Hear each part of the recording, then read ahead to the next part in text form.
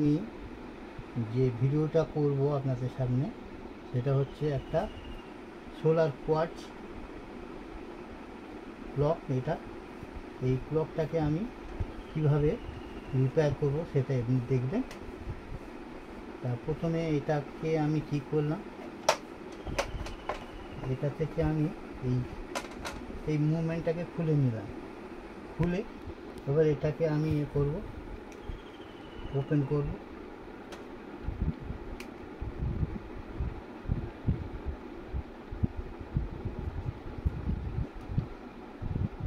দেখুন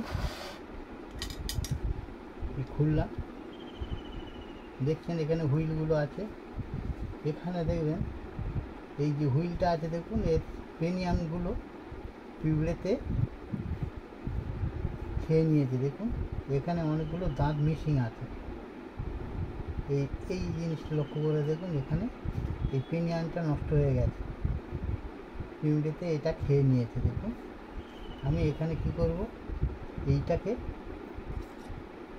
এই হুইলটাকে আমি চেঞ্জ করব।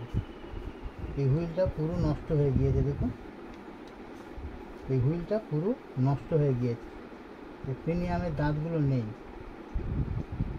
নষ্ট হয়ে গেছে। তাহলে এই হুইলটা আমি পাবো কোথা থেকে? এই রকম টাইপের আরেকটা মেশিন, এই মেশিনটা দেখুন, এটা থেকে আমি ওই হুইল কালেক্ট করব। এই দেখুন এখানে একটা হুইল আছে, দেখুন সেম টাইপ হুইল এই নিলাম, এইটাকে ওখানে আমি প্লেস করব। দেখুন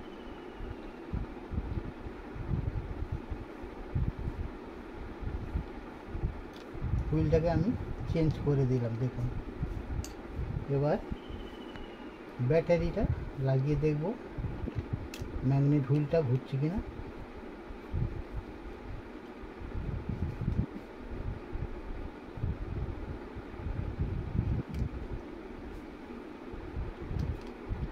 দেখুন হুইলটা চেঞ্জ করার সাথে সাথে ম্যাগনেট হুইলটা ঘুরছে।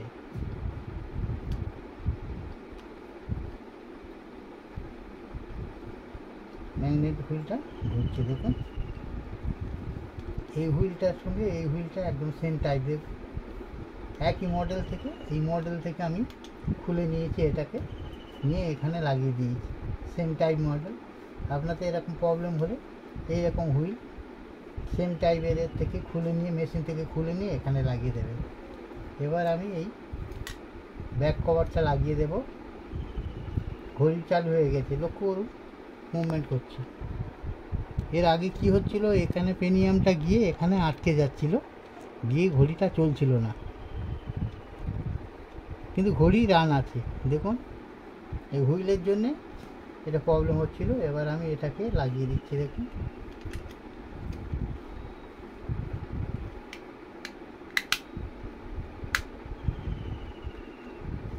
সেকেন্ডে কাঁটাটা লাগাবো, দেখুন কিরমভাবে মুভ করে।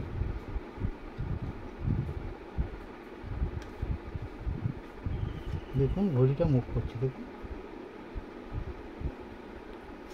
এইভাবে আপনাদের প্রবলেম হলে সেম টাইপ মেশিন থেকে হুইলটাকে চেঞ্জ করে দেবেন। এই হুইলটা যেমন নষ্ট হয়ে গেছে, ঠিক বিকল্প ওই একই টাইপের মেশিন থেকে একটা খুলে নেবেন, নিয়ে এইভাবে প্লেস করবেন।